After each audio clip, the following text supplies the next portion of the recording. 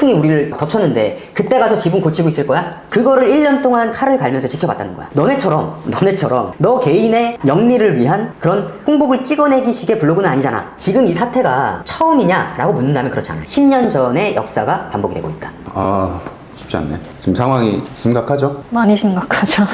어제 좀 조사를 하셨다고? 많은 분들이 저품질 관련해서 요즘 대란이 일고 있다 보니까 카더라라든지 개인적으로 궁금한 걸 많이 오픈 채팅에 많이 물어봐 주시더라고요. 네. 그거를 한번 싹 정리해서 어제 질문 수합해 주신 거 이후에 상황이 되게 급박하게 변하고 있잖아요. 그래서 간단하게 정리를 하고 질문 Q&A를 하는 게 낫겠죠. 네. 상황부터 좀 정리를 해봅시다. 지난주 목요일, 금요일부터였던 것 같아요. 그때부터 최적화 블로그들 사이에서 특히나 탑 랭커들, 되게 오래 운영하셨던 저 같은 사람도 거기 중에 하나죠. 그분들 위주로 몇 명 대표적으로 저품질로 아예 빠졌어요, 블로그가. 그리고 조금 잠잠했습니다. 하루 정도? 주말에 조금 잠잠했죠. 일요일쯤인가? 잠잠하다가 어제, 지금 촬영일이 3월 11일 화요일이에요. 어제였습니다. 어제 월요일 오후 3시까지 괜찮았어. 그러다가 오후 3시 이후부터 어떤 현상이 일어나고 있냐면 최적 블로그들 뿐만 아니라 일반 준체 블로그도 지수가 대폭 하락하는 증상이 발생을 하고 있다. 제가 어제 저녁에 집에서 노트북을 펼쳐서 폭풍 검색을 하고 폭풍 막 알아봤는데 정말 많은 분들이 떨어져 나가고 있더라고요. 그 폭풍의 시간이 지나가고 나서 조금 괜찮을 줄 알았어요. 그랬더니 오늘 아침에 봤는데, 오늘 오전에 봤는데 제 것도 날아갔습니다. 나 이런 얘기를 이렇게 쿨하게 하다니.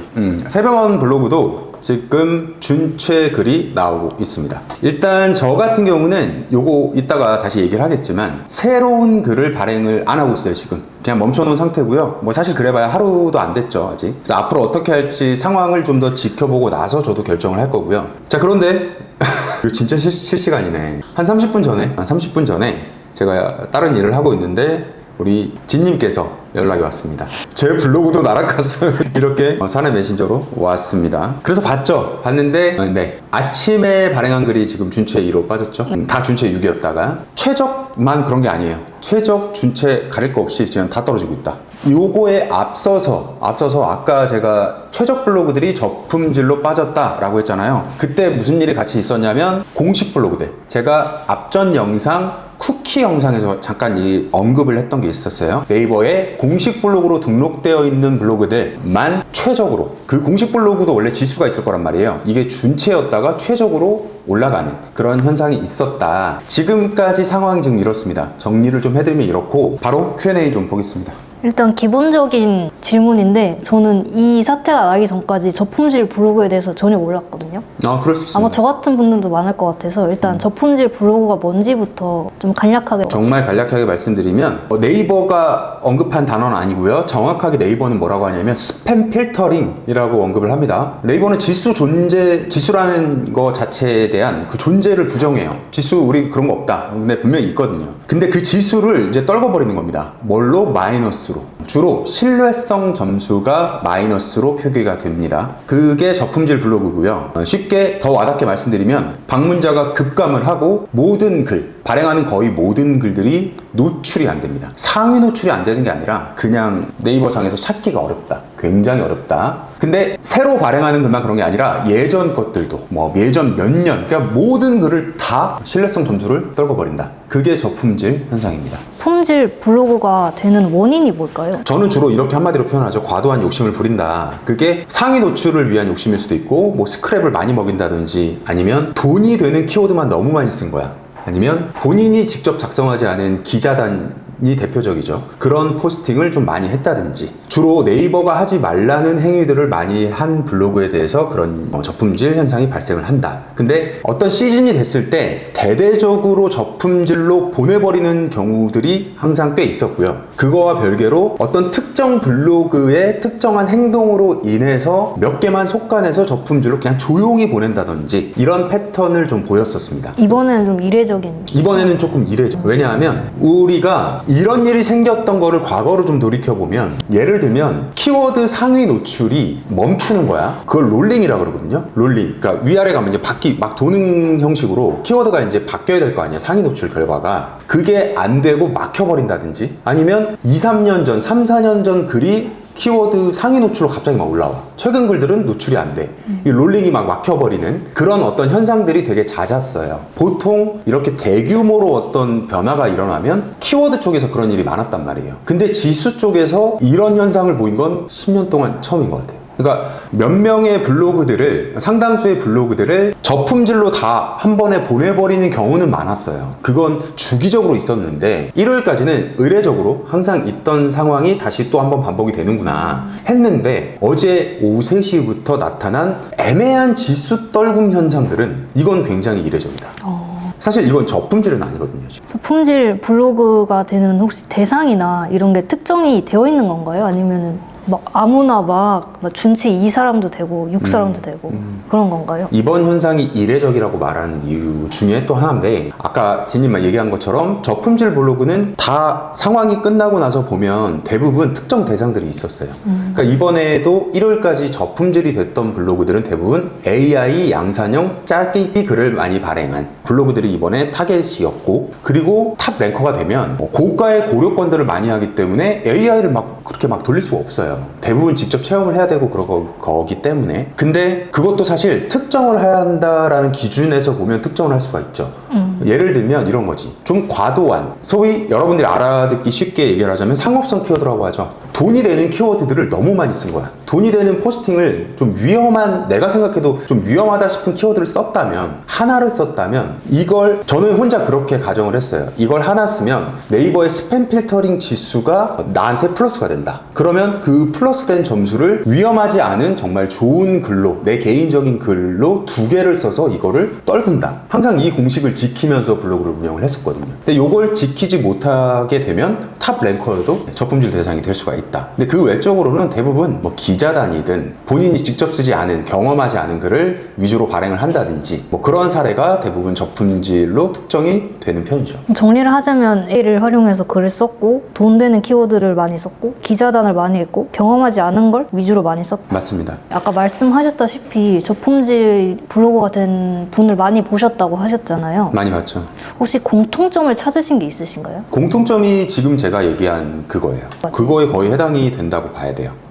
그리고 또 하나 공통점은 그것도 있어요. 도대체 나는 저품질을 왜 됐는지 모르겠어. 나는 정말 잘 운영했는데 근데 나한테 저품질을 왜 줘? 라는 분들이 대부분입니다. 이렇게 설명하면 이해가 좀 쉬울 것 같아요. 세병호님, 아까 영상 처음에 그랬죠? 저도 지금 저품은 아니지만 준체 글이 나오기 시작했다고. 세병호님께 그래요? 그러면 도대체 누굴 믿어야 돼요? 뭐 이렇게 얘기할 수도 있을 것 같아요. 근데 저도 양심의 손을 얹고, 정말 양심의 손을 얹고 객관적으로 내 블로그 운영 방식을 돌아보자면 저도 100% 클린하다고 말할 수는 없어요. 그렇기 때문에 공통적으로 나타나는 특징, 내가 왜 저품질이 됐는지 모르겠어요. 난 열심히 잘 운영했는데. 그러면 다음으로 많은 분들이 지금 저품질에 걸리고 계시니까 당연히 대처 방법도 궁금해 하실 것 같아요. 네. 아까도 저도 여쭤봤었는데 일단 저품질이 되기 전에 나타나는 전조 증상이나 이런 게 있나요? 원래는 있어요.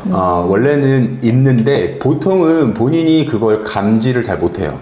감지를 못하고 되게 미세한 부분들에서 좀 보일 수가 있어요. 노출 결과가 살짝 달라진다든지, 아니면 정말 티가 나는 경우는 노출 누락이 나타났는데 그게 너무 잦은 거야. 너무 반복이 되는 거야, 계속. 어쩌다 하나씩 나오고 하는 것들은 문제가 안 되죠. 그런 것들을 전조 증상으로 뽑을 수 있을 것 같고, 방문자 수가 평소에 한 3-4천 명 나오던 사람이 방문자 수가 뭐 한 2,000, 2,500 이렇게 소폭 좀 떨어졌어. 이런 것들은 저품질 전조 증상이라고 볼 수는 없어요. 그거하고 관계는 없고, 근데 공통적으로는 저품질은 대부분 한 방에 온다. 눈치채기 굉장히 어렵습니다. 정말 어려워요. 그러니까 본인도 잘 모르는 거죠. 자, 그런데 이번 사태가 또 이례적인 건 이런 전조 증상 따위는 전혀 없었다. 이거는 일반적인 저품질이 되는 그런 현상들과는 이번 사태는 정말 다르다. 그러면 이제 저품질이 되셨거나 조금 지수가 많이 떨어지신 분은 그 즉시 어떻게 대처하는 게 좋을까요? 사실 이번 사태에서는 지금 저 같은 경우를 겪는 분들이 많을 텐데, 그분들 마음 다 똑같이 제가 대변할 수 있어요.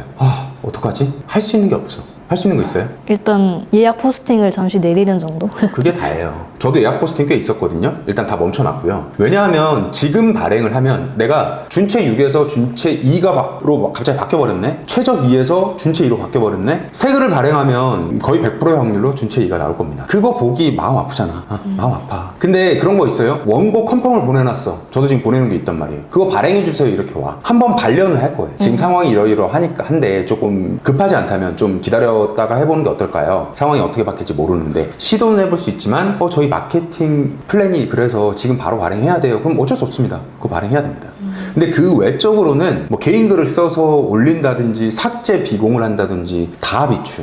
특히나 삭제 비공 검색 비허용 많죠. 하시면 안 돼요 여러분. 하시지 마세요. 생각해봐요. 이게 나 혼자만의 문제이거나 어떤 극소수가 발생한 문제다라고 하면 그런 방식으로 타겟을 하는 것도 가능성은 있고 그런 사례도 있었습니다. 지금 블로그 전체가 휘둘리고 있어. 네이버가 칼을 빼드는 이 상황에 내가 삭제, 비공, 뭐 수정 이런 거 했다고 해서 내 블로그만 바뀌겠어요? 안 바뀌어. 근데 물론 예전에 키워드 쪽에서 문제가 생겼을 때 이렇게 하면 된다더라 라고 하는 방법들이 생겨나기도 했었어요. 근데 정말 일시적이었고 네이버가 전체를 싸잡아서 다 어떤 시스템을 돌려버렸는데 내가 일부 블로그가 그렇게 해서 뭐 살아났대 이런 방법들이 생겼어. 그럼 어떻게 돼? 그게 공유가 되죠. 그런 거는 또 엄청 빨리 퍼져요. 그럼 그 네이버가 모를 것 같아? 알아요. 그래서 지금은 폭풍우가 지나가고 있는 태풍이 한반도를 블로그를 휩쓸고 있는 상황이다. 태풍이 우리를 덮쳤는데 그때 가서 지붕 고치고 있을 거야? 안 되잖아요. 그럼 더 죽어. 그죠? 그냥 가만히 숨어 있는 게 최고다. 그냥 몸살이시는 게 최고입니다. 지금은 흔들리시면 안 돼요. 그러면 삭제, 비공개, 검색, 비허용, 수정 이런 거 다 안 된다고 하셨는데 가만히 있자. 그냥 가만히 있는 게 가만히 있는 게 최고다. 진짜로. 그냥 아무것도 올리지 말고 그냥 아무 행동도 하지 않는 게 맞아요. 쉬어가세요 여러분. 나라면 그렇게 할 것 같아. 이 폭풍우가 지나간 뒤에를 대비할 것 같아요. 그리고 항상 그래 왔었습니다. 뭔가 검색 롤백이 있어. 아까 서두에 얘기했던 지금 키워드 검색이 안 되는 상황이야 갑자기. 그럴 때 저는 뭐 했냐면 그 다음 글 쓰고 있었어요. 그 다음 글 써서 그걸 쌓아놓고 그 다음을 대비하는 거야. 지금은 그렇게 하는 게 맞습니다. 그냥 발행은 잠깐 멈추시는 게 좋을 것 같아요. 근데 내 게시글은 지금 짱짱해. 아무 문제가 없어. 그런 분도 많거든요. 그런 분들은 그냥 평소대로 하시면 돼요. 왜냐면 지금 글쓰기 패턴이나 키워드 쪽 이런 거를 건드린 게 아니기 때문에 그런 거를 수정해서 내 거를 바꿀 수 있다는 말이 안 되는 소리입니다. 지금 보니까 상황이 저품질이 되신 분도 있고 아니면 지수가 떨어지신 분도 계세요. 그렇죠. 만약에 저품질이 되셨으면 아예 가지고 있는 블로그를 버리고 빠르게 시작하는 게 훨씬 효율적일까요? 그것도 원래는 이제 앞선 영상에서 얘기한 것처럼 일단 받아들이고 선택을 해야 되는 문제라고 그랬잖아요. 근데 그 선택이 빠르면 빠를수록 좋아요. 시간 낭비할 필요 없잖아. 근데 이번 사태는 달라요. 일단 이번 사태를 공통적으로 좀 설명을 하자면 조금 더 봐야 돼요, 여러분. 시간을. 왜냐면 봐봐, 일요일까지는 완전히 저품이 되고 공식 블로그가 올라온 패턴이었는데 월요일 오후부터 갑자기 바뀌었단 말이에요. 막 실시간으로 바뀌고 있단 말이에요. 근데 지금 만 하루도 안 지났어, 그게 발생한 지. 만 하루도 안 지난 상황에서 제가 지금 최적 2에서 갑자기 준체 2, 3으로 떨어졌다고 해서 아씨 나 블로그 안 해, 다른 걸로 바꿔버릴 거야, 저품질이 됐다고 해서 나 이 블로그 버리고 빨리 딴 걸로 해야 돼 를 결정하기엔 너무 짧은 시간이에요. 지금 이 지수 떨굼 현상 있잖아요. 이거 희망 회로를 돌려볼 수 있는 건 뭐냐면 다시 롤백 될 수도 있어요. 그럴 가능성이 없다고 누가 말할 수 있어. 롤백 될 수 있어. 사실 이게 갑자기 칼을 빼든 게 아니에요. 작년 2월 달에 공지한 게 있었어. AI에 대해서 그 당시에도 이미 챗GPT가 붐을 넘어섰던 시기였단 말이에요. 근데 생각해봐. 네이버도 Q 검색을 만들었어요. 알아요? Q 검색? 네. 알기만 알죠? 네. 써봤어요? 네, 써봤어요. 그럼 평소에 챗GPT를 많이 써요? Q를 많이 써요? 큐는 그때 한번 베타 버전을 한번 풀었었는데 그때 한번 써보고는 안 쓰죠? 네. 다 그렇다는 얘기예요. 그럼 네이버 입장에서 어떻게 했어? Q를 굳이 활성화시키기 위해서 그랬다기보다는 그만큼 위협감을 느끼고 있겠죠. 일반 블로그나 인플루언서나 챗GPT를 이용한 그냥 짜깁기 글을, 짜깁기도 아니야, 그냥 복사 붙여넣기 하더라고. 리튼도 있죠. 심각하더라고요. 그거를 1년 동안 칼을 갈면서 지켜봤다는 거야. 그러면서 이번 사태를 준비를 했겠죠. 그리고 얼마 전에 살짝 공지하고 탁 때려버렸잖아. 맞아. 뭔 얘기가 질문이 뭐였죠? 질문은 질문이 뭐였지? 저품질 되면 새로 개설하는 게 나을지. 저품질 되고 나서 바로 영상 올리셨었잖아요. 엊그제 올라온 그때 아마 뭐 블로그 외부 유입을 늘려서 신뢰성을 쌓아야 뭐 저품질에 탈출할 수 있다 이렇게 말씀을 네네, 그런 하셨던 얘기 것 했죠. 같은데 그러면 좀 많은 분들이 구체적으로 어떻게 하면 좋을지 궁금해 하시더라고요. 특히 구글과 블로그를 어떻게 연계해서 다시 외부 유입을 어떻게 늘리면 좋을지. 자, 이것도 마찬가지인 게 이번 사태랑은 상관이 없어요. 아직은 지금 내가 준체 이가 됐다 그래서 빨리 구글 검색해서 들어올 수 있게 뭔가 세팅하고 해야겠다는 시기상조해야지 더 두고 봐야 된다고 했어요. 근데 이게 아니라 일반적인 저품이 됐을 때의 탈출 방법을 제가 설명을 했던 거고 그거에 대한 질문이란 말이죠. 제 경험상은 그랬어요. 구글을 예를 들어볼게요. 제가 이렇게 표현하면은 여러분이 이해하기가 쉬울 것 같아요. 어떤 키워드에 대해서 매뉴얼을 쓰는 거야. 내가 매뉴얼. 그게 뭐냐면 딱 깔끔하게 정리된 글을 한번 써보세요. 요거 무슨 말인지 아시겠어요? 아직 이해가 잘. 얼마 전에 그 블리니 트레이닝에서 제가 설명드렸던 어젠가 그제 글 올렸던데 꽃 구독 네. 꽃구독에 대해서 평소에 내가 대표가 우리 사무실 꽃구독 좀 합시다 한번 알아봐봐요 하면 노션에 정리를 하잖아요. 해서 보고를 하잖아요. 그거를 블로그로 그냥 그대로 옮겨봐라 라고 했죠. 네. 그런 글이 구글에 노출이 잘 돼요. 이해되세요? 그러니까 1부터 10까지 A to Z로 매뉴얼대로 하나하나씩 차근차근 설명해 주는 거야. 대신 간결하게. 그런 글들이 구글에 노출이 잘 된다. 그러면 그게 외부 유입을 늘릴 수 있는 또 하나의 방법이 될 수 있을 거고요. 그리고 모든 사람이 할 수 있는 건 아니겠지만 저 같은 경우는 그걸 활용했었죠. 유튜브를 또 같이 운영을 했었잖아요. 하나의 주제를 놓고 그거를 유튜브의 영상으로 풀어서 블로그로 자꾸 유입을 시킨 거죠. 그것도 외부 유입이 될 수가 있겠죠. 그러면 사람들이 글을 쓰기 귀찮아하는 걸 찾아서 해야겠네요. 빙고. 그거 되게 좋은 말이에요. 지금 제가 엊그제 찍은 영상에서도 그랬죠. 아무도 안 찾아볼 것 같은 뭐야 그게 하는 키워드들에서 대부분 대박이 터진다. 제가 여태까지 10년 운영하면서 제일 잘했던 게 그거예요. 같은 네이버 블로그들이 쓰는 글 중에서도 사람들이 자꾸 인기가 있는 키워드가 있잖아. 근데 나는 자꾸 인기 없는 키워드만 먼저 보려고 했단 말이에요. 근데 생각해보면 인기 없는 키워드에는요 이유들이 있어요. 검색량이 적을 수도 있고요. 근데 이거는 그렇게 많지 않아 생각보다. 무슨 말이냐면 이거보다 더 많은 거는 뭐냐면 어떤 주제가 됐든 어떤 서비스가 됐든 제품이 됐든 블로거 입장에서 딱 봤을 때 그걸 어떻게 글을 쓰지? 하는 경우가 있고 쓰기 싫어하는 주제들이 있어요. 소재들이. 그러면 어때? 블로거들이 그 글을 안 쓰겠죠. 근데 또 수요는 있단 말이야. 그런 것만 자꾸 파고들면 구글 노출 잘 된다. 네이버에서도 메인에 잘 떠요. 그런 글들이. 근데 물론 그런 글을 쓸 때 네이버 메인이나 홈피드에 뜨게 하려면 제목의 후킹이 좀 중요하긴 하죠. 자연스럽게 얘기가 좀 나왔는데 외부 유입을 늘리는 방법에는 제목의 후킹을 잘 잡는 방법도 들어갈 수 있다. 그리고 이런 얘기까지 해야 되나? 그런 거 있어요. 네이버 안에서도 그렇고요. 네이버 밖에서도 애초에 내가 어떤 키워드를 써야겠다로 접근하는 게 아니고요. 사람들이 궁금해하는 걸 찾아다니세요. 이해돼요? 네이버 안에서 사람들이 궁금한 점을 물어보는 플랫폼 뭐예요? 급퀴즈. 지식인? 그렇죠. 지식인을 일부러 찾아서 들어가는 거야. 들어가서 사람들이 이런 걸 궁금해하는구나를 직접 찾아서 그거에 대한 답변을 보는 거죠. 답변을 봤는데 여기서 제일 좋은 방법. 답변을 봤는데 그 답변에 내가 과연 만족할 것인가? 내가 질문자라면 생각을 해보는 거예요. 대부분은 만족할 만한 질문이 안 나와요. 안 나와서 혹은 있더라도 그게 막 산계되어 있어. 막 퍼져 있어. 그럼 그걸 내가 포스팅으로 모아서 큐레이션 하는 거야. 즉 이미 있는 질문에 대해서 정보들, 답변들이 있지만 거기에서 누락되어 있거나 부족한 부분들을 내가 채워서 포스팅으로 엮어간다. 그럼 어떤 일이 생길까요? 지식인의 답변을 주로 하는 사람들이 있단 말이에요. 그 답변을 하는 사람들이 자기 포스팅이 아님에도 내 거를 가져가서 링크를 박아줘요. 거기다. 그럼 계속 들어와. 이거 진짜 좋은 방법인데 제가 유료 컨설팅에서만 얘기했던 건데 몰라 이젠 다 풀어. 이렇게 말해도 안 하더라고. 그럼 정리를 하자면 사람들이 진짜 궁금해하지만 또 쓰기 귀찮아하는 그런 정보들을 관련된 키워드를 써야 된다 이런 말씀이신 거죠? 그런 거에서 키워드를 찾는다. 체험단으로 넘어갈게요. 지금 계속 체험단을 하고 계신 분도 많잖아요. 저도 그렇고요. 네, 그런데 지금 체험단 활동을 하면 좀 위험할까요? 그거는 아까 그 질문이랑 똑같은 것 같아요. 새 글을 발행할까요 말까요? 그거랑 똑같아요 사실. 지금 내가 발행하는 새 글이 어제도 정말 많은 분들이 질문을 해주셨던 게 그럼 정보성을 좀 많이 써볼까요 갑자기? 갑자기.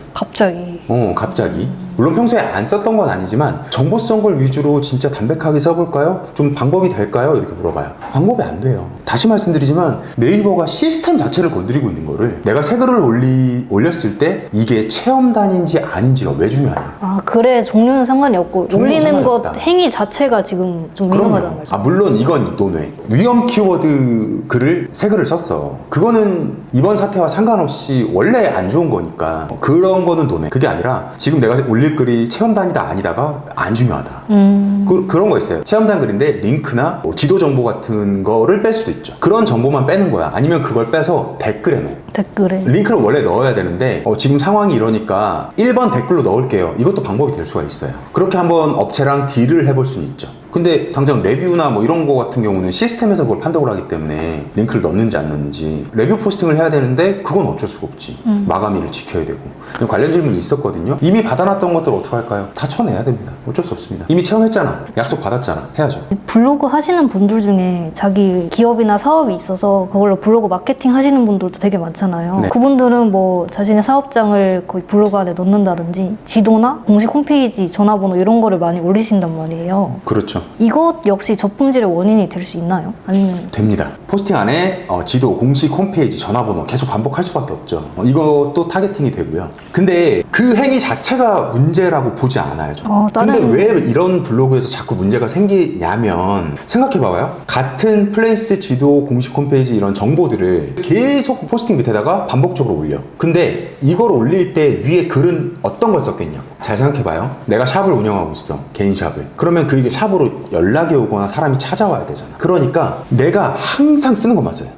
사업자 홍보만 쓴다는 얘기야. 계속 쓴다는 얘기야. 자, 근데 그것도 같은 글이 계속 반복이 되니까 문제가 될 수가 있고요. 그래서도 문제가 될 수가 있고, 또 하나는 이런 경우도 있어. 아, 이게 특정 사업을 언급하기도 그렇고, 내 사업장 홍보를 쓰다가 내 일상을 쓸 수도 있고요. 아니면 내 사업장과 관련된, 사업과 관련된 어떤 정보가 될 수 있는 글을 담백하게 잘 썼는데 사업자분들의 공통적인 욕심이 뭐냐면 정보성 거를 써놓고 맨 밑에 그와 전혀 상관없는 방금 말씀하신 이런 홈페이지, 지도, 전화번호를 갑자기 들어간다. 왜냐면 하나라도 걸려라 하는 마음. 그건 알거든요, 그 마음. 근데 봐봐요. 알고리즘 입장에서 생각을 했을 때는 오늘 포스팅은 그냥 일상 포스팅인데 뭐 점심 먹었다 이런 얘기인데 갑자기 사업장 정보로 끝나버리네? 이상해. 그게 스팸 필터링이 되는 거야. 왜 그렇죠? 맥락이 아니잖아. 맥락이. 쉽게 말하면 그걸 보는 사람 입장에서 어떤 생각이 들겠어요? 낚시라고 생각이 들 거 아니에요. 맥락이 안 맞잖아. 뭐야, 일상글인데 왜 갑자기 이게 나와? 낚시야, 낚시. 그래서 네이버는 그걸 다 스팸 필터링으로 분류를 한다. 그래서 지금 이런 정보들을 실는 사업자분들이 자주 날아가는 이유가 그런 것들에 있다. 그러면 앞서 말씀드린 그런 원인들을 제외하게 되면은 그나마 좀 괜찮아요. 그러니까 모든 사업장 블로그 운영하시는 분들이 다 날아가는 게 아니에요. 정말 제대로 잘 운영을 해서 이 블로그로 많은 득을 보는 분들도 있단 말이에요. 근데 가만 보면 혹자가 보기에는 저 사업장도 완전히 막 다 올리고 있던데, 맨날 지도 올라오고 맨날 그렇던데, 근데 우리가 눈에 보이는 그게 전부가 아니라는 거야. 그게 전부가 아니에요. 이 얘기는 꼭 드리고 싶은데, 이번에 적품이 되거나 최적에서 준체로 떨궈지거나 준체 6에서 준체 2, 3이 되거나 하는 분들 많잖아요. 그런 분들, 야, 누구도 갔대 막 이렇게 단톡방에서 공유하고 뭐 실 닉네임이 거론되는 모습은 좋아 보이진 않는데, 거기에 꼭 달라붙는 말이 있어요. 와, 이분까지? 이분은 진짜 모르겠는데? 이 소리가 나와요, 같이. 근데 과연 진짜 그럴까요? 예를 들어 볼까요? 아무도 모르게 스대공을 글마다 다 먹이고 있었어, 내가. 아무도 모르게 나만 알고 있었어. 근데 그걸 이유로 잡아서 보냈다면 그거 본인 말고는 아무도 모르잖아. 눈에 안 보이잖아. 그리고 어떤 특정 패턴의 글들을 내가 썼다가 지웠어. 아무도 모르게 나만. 근데 지금 우리가 현재 결과만 봤을 때는 그거 알 수 있어요? 모르죠. 모르잖아. 그러니까 눈에 보이는 게 전부가 아니라는 거예요. 그렇기 때문에 그제 했던 영상이랑 비슷한 얘기지만 본인이 했던 패턴을 돌아보면 분명히 답이 나올 것이다. 이유가 없는 건 없군요. 이유가 없는 적품이나 지수 하락은 없습니다. 그러면 다음으로 넘어갈게요. 여행 관련돼서 제휴 마케팅 링크를 많이 넣으시잖아요. 이 같은 거 많이 하시죠? 네. 저도 했었고요. 그게 혹시 그분들이 저품질이 됐다면 그게 원인이 될 수 있는 건가요? 원래는 원인이 될 수 있죠. 그러니까 쿠팡 파트너스 열심히 하던 분이 저품이 됐다. 뭐 이런 사례는 우리가 종종 봤잖아요. 근데 그것도 마찬가지. 이번 사태랑 결부지을 얘기는 아니라는 거지. 이번 사태를 맞닥뜨린 당사자들의 블로그가 다 제휴 마케팅을 했느냐는 아니거든요. 그건 공통 분모가 아니야. 이 공통 분모 기준을 네이버가 잡아서 지금 지수하락이든 저품이든 주고 있겠죠. 근데 그 기준을 우리가 알 수는 없죠. 추론만 할 뿐이죠. 근데 하나 나는 확실하다고 생각해. 그 기준이라는 게 공통 분모라는 게 하나는 아니다. 여러 가지겠죠. 예를 들면 이럴 수 있어. 여행 블로그 쪽에서 제휴 마케팅 하던 그 블로그들 일단 스팸 필터링 보내고, 그리고 테크 쪽에서 또 제휴 마케팅 하던 그런 블로그들 다 보내고, 이렇게 또 카테고리마다 다를 수도 있고. 그리고 이번에 1월까지 그 저품 맞았던 분들 중에 생활 공방이 그렇게 많았어요. 야, 생건 쪽에서는 이번에 AI 너무 많이 썼거든? AI 돌린 블로그들 다 잡아내. 이렇게 카테고리마다 다를 수도 있는 거예요. 그렇기 때문에 저분은 왜 됐다, 저분은 왜 안 됐다, 저분은 CPA를 많이 해서 된 것 같다는 맞을 수도 있고 아닐 수도 있대. 아무도 몰라요. 이거 누가 알아. 새벽원이라고 그걸 어떻게 알겠어요. 말도 안 되는 거다. 그럼 원인이 될 수는 있다. 될 수 있죠. 근데 이번 사태가 제휴 마케팅 때문에 그런 거래는 말도 안 되는 소리다. 제휴 마케팅 안 한 블로그도 많이 갔거든. 그렇군요. 그러면 기타로 넘어갈게요. 아까 서두에 말씀하셨듯이 공식 블로그가 뭐 준체였는데 최적이 되는 그런 상황이 계속 발생을 하고 있어요. 네, 맞아요. 아직도 바뀌고 있더만. 아직도요?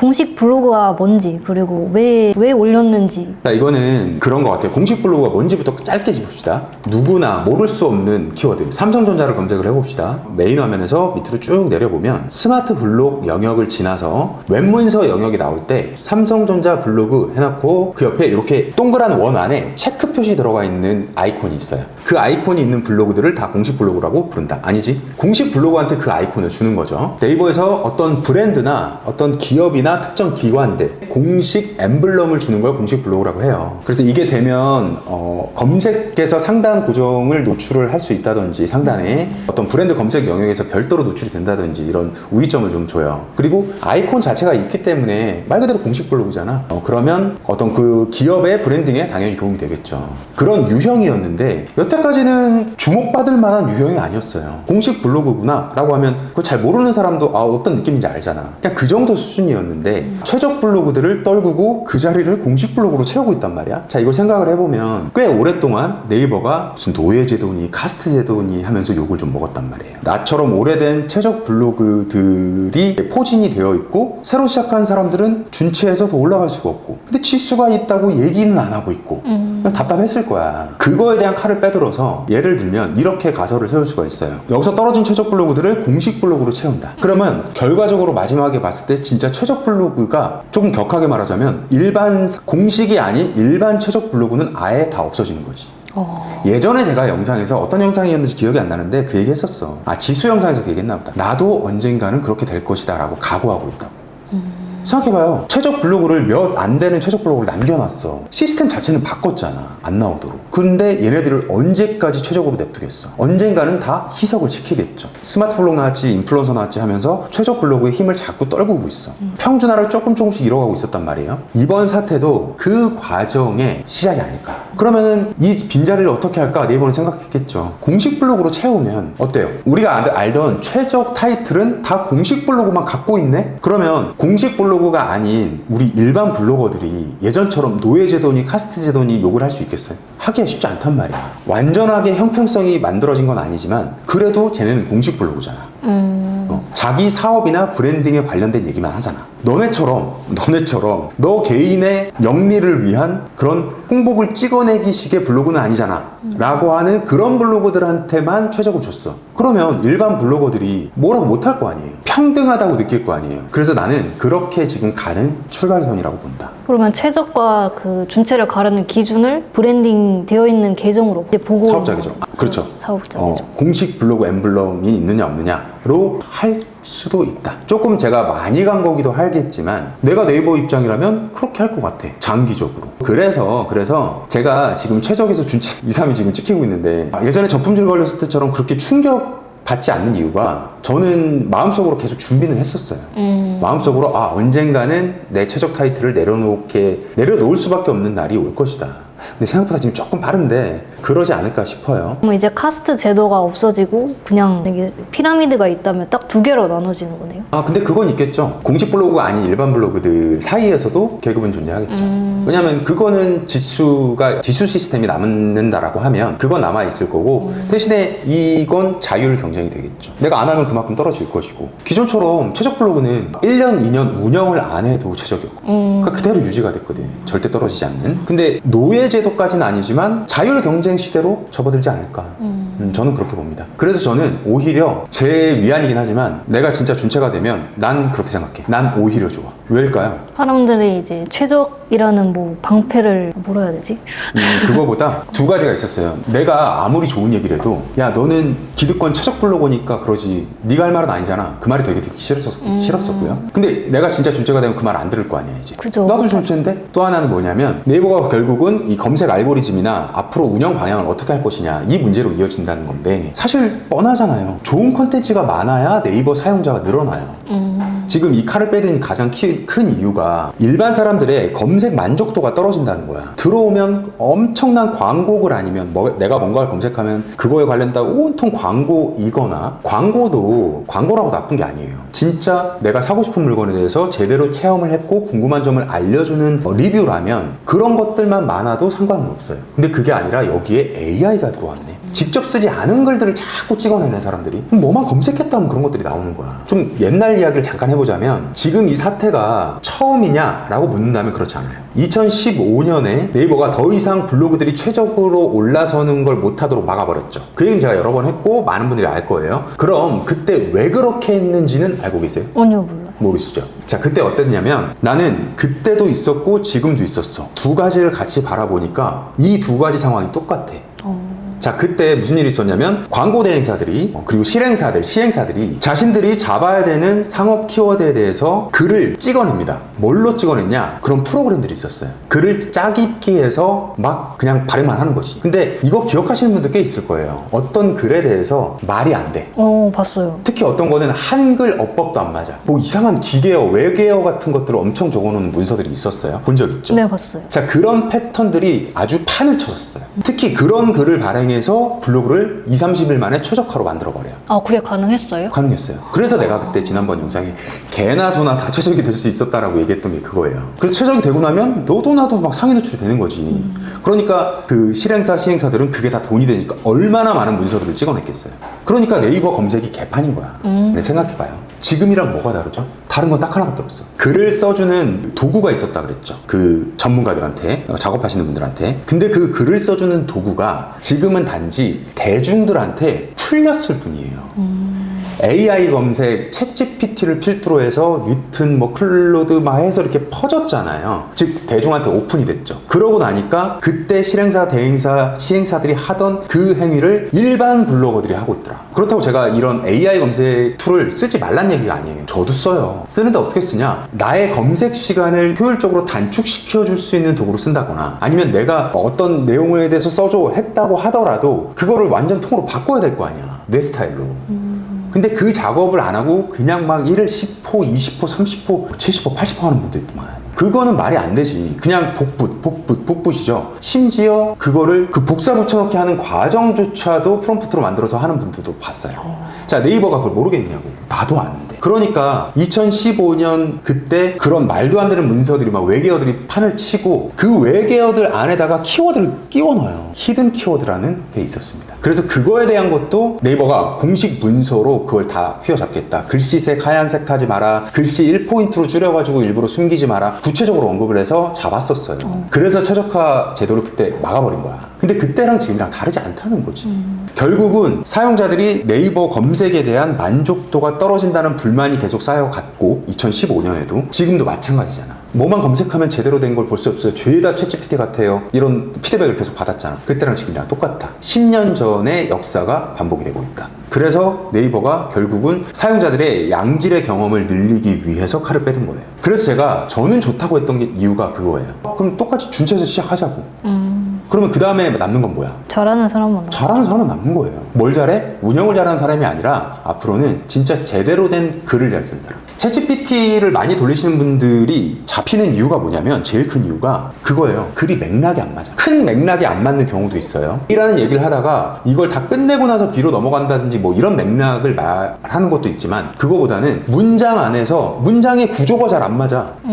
제가 그랬죠. 저번에 블레이드 트레이닝 할 때 문장을 완성형으로 구조 있게 좀 써야 된다. 근데 챗GPT로 글을 돌리는 글들에 보면 그런 것들이 뭔가 어색해. 안 맞아. 사람이 보기에도 어색한데 알고리즘이 그거 분석 못 하겠냐고. 근데 본인이 글을 써도 본인 실력대로 글을 써도 그 문맥이나 문장 안에서의 구조를 잘 못 맞히는 분들이 많아요. 그래서 내가 글쓰기를 계속 강조를 하는 거야. 근데 나는 그거 진짜 자신 있거든. 나 개인적으로는 내가 제일 잘한다고 생각하는 게 글쓰기고 사진도 누구보다 꿀리지 않는다고 자신을 하고 있고, 그러니까 나 개인적으로는 아 그래 준체 떨어지면 같이 한번 똑같은 위치에서 실력으로 승부해보자 라는 생각이 드는 거죠. 결국은 그래서 노력하는 자만이 살아남을 것이다. 근데 오히려 글을 못 쓰는 사람이 되게 많잖아요.